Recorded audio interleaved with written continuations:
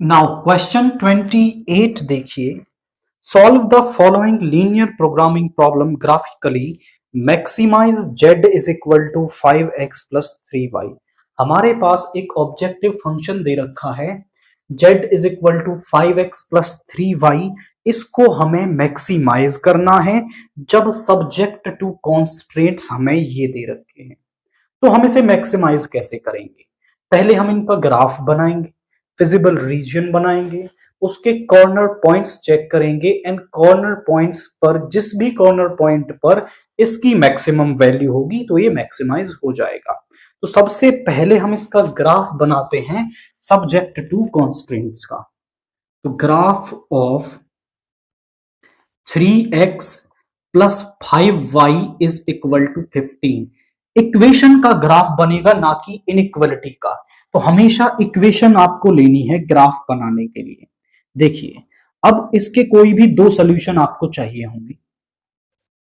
तो सिंपल है कि आप एक बार x को 0 रखें तो y की वैल्यू कितनी आ जाएगी 3, और जब y को 0 रखोगे तो x की वैल्यू आ जाएगी 5। सिमिलर तरीके से दूसरे वाले का बनाते हैं।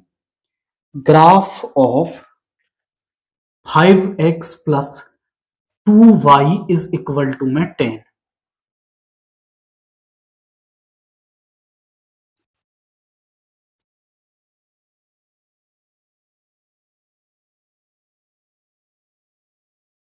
x को 0 रखेंगे तो y 5, y को 0 रखेंगे तो x 2 आ गया। तो अब इतने पॉइंट सफिशिएंट हैं इनका ग्राफ बनाने के लिए। तो यहां पर मैं इसका ग्राफ बनाता हूं। आप देखिए, नेगेटिव एक्सिस को बहुत बड़ा लेने की जरूरत नहीं है क्योंकि बहुत बड़ी वैल्यूज नहीं जा रही है, यहां पर वैल्यूज पॉजिटिव ही है। तो आप इसे बना सकते हो -1 -1 1 2 3 4 5 1 2 3 4 5। पहला पॉइंट है 0,3 यानी x0 और y3। x0 कहां होता है y एक्सिस पर, तो ये वाला पॉइंट।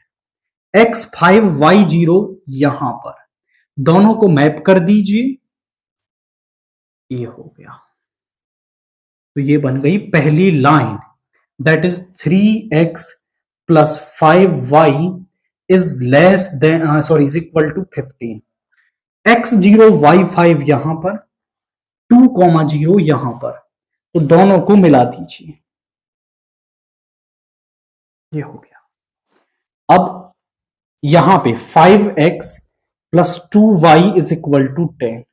आफ्टर दैट, इसके बाद हम क्या करेंगे, इसका फिजिबल रीजन चेक करेंगे। अब फिजिबल रीजन में रखने के लिए हमें एक पॉइंट चाहिए, तो सबसे आसान पड़ता है ओरिजिन को रखना। तो आप ना इस इनइक्वलिटी को ले लो, 3x प्लस 5y और लेस देन इक्वल टू 15।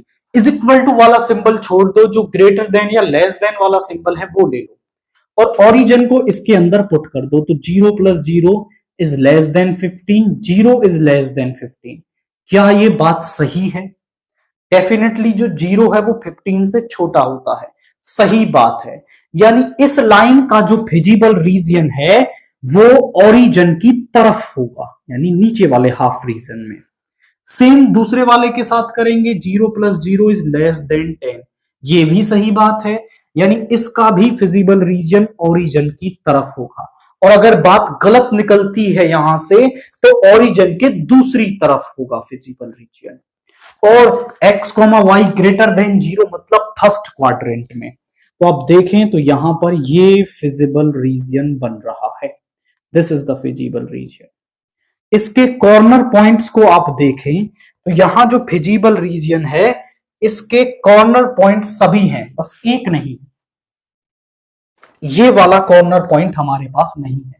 तो ये हमें निकालना होगा।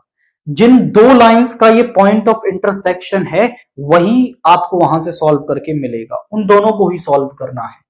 तो इन दोनों को मुझे सॉल्व करना है, मैं एलिमिनेशन मेथड यूज करने वाला हूं। इसको 5 से मल्टीप्लाई कर दिया तो ये हो गया 15x plus 25y is equal to 75। इसको 3 से कर दिया, 15x plus 6y is equal to 30। Minus minus minus, यहां पे कैंसिल हो गया, और 25 माइनस 6 इज 19y, और ये आ गया आपका 45, y इज इक्वल टू 45/19, ये हो गया। अब y की वैल्यू फर्स्ट या सेकंड किसी में भी रख दें, x की वैल्यू मिल जाएगी। तो यहां पर हम इसमें रख देते हैं 3x, 5y को इधर ले आएंगे, 15 माइनस 5 इंटू 45/19, एलसीएम आ गया 19, 19 की मल्टीप्लाई होगी 15 से,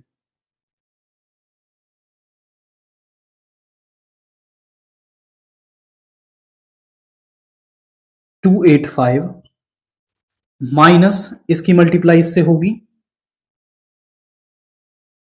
तो यहां पे आ गया ये 5 माइनस 5 इज 0, 8 माइनस 2 60, और यहां पे है 3x, 3 को इधर ले जाएंगे, x इज इक्वल टू 60/19, और 3 डिवाइड में ये हो गया 20, दैट इज 20/19, यानी x की वैल्यू भी हमें मिल गई और y की वैल्यू भी हमें मिल गई। तो जो कॉर्नर पॉइंट है वो कितना आ गया, कॉर्नर पॉइंट x की वैल्यू है 20/19 और y की वैल्यू है 45/19। तो वैल्यू जो है वो कैसी भी आ सकती है, ये फ्रैक्शन में आई है, डेफिनेटली हो सकती है। तो अब इसके बाद हमें z की वैल्यू निकालनी होगी सभी कॉर्नर पॉइंट्स पर। z एट 0 0 रखते हैं यहां पर, तो 5 इंटू 0 प्लस 3 इंटू 0, ये 0 आ जाएगा। z एट ये वाला कॉर्नर पॉइंट क्या है 2,0, ये वाला है 0,3, तो 2,0 पर निकालते हैं, 5 into 2 plus 3 into 0 is 10, z at 20/19, 45/19 रखते हैं वैल्यू, 5 इंटू 20/19 प्लस 3 इंटू 45/19। अब देखिए एलसीएम तो 19 ही आ जाएगा, ये हो गया 100, 3 5 15, 135, यानी कि ये हो जाएगा 235/19। इसके बाद z एट 0,3 पर हम निकालेंगे, तो 5 इंटू 0 प्लस 3 इंटू 3, यानी कि 9। अब देखिए मैक्सिमम वैल्यू किस पर आ रही है, यहां 9 है, यहां 10 है, और जब आप इसे 19 से डिवाइड करेंगे तो देखिए ऑब्वियसली 19 10 190 होगा, यानी इससे तो ये बड़ी ही वैल्यू है, और इनफैक्ट ये 11 पॉइंट समथिंग आपका आएगा, यानी ये वाली जो वैल्यू है वो सबसे बड़ी है, मैक्सिमम यहां पर है। तो आप कहेंगे z is maximum at, z जो है वो किस पॉइंट पर मैक्सिमम है, 20/19, 45/19, इस पॉइंट पर जो z है वो आपका मैक्सिमम वैल्यू दे रहा है। तो यहां इस पॉइंट पर ये मैक्सिमा है। आप थोड़ा सा क्विक रिकैप करें तो हमने पहले लाइंस का ग्राफ बनाया है, आफ्टर दैट उनका फिजिबल रीजन चेक किया, कॉर्नर पॉइंट्स चेक करे, जो थे वो ठीक, जो नहीं था वो फाइंड आउट करा, और सभी कॉर्नर पॉइंट्स को z के अंदर रख दिया। वहां से जिस पर भी वो मैक्सिमम आ रहा है वही आपका वो पॉइंट हो जाएगा जिसको जो z है जिस पर वो मैक्सिमम है।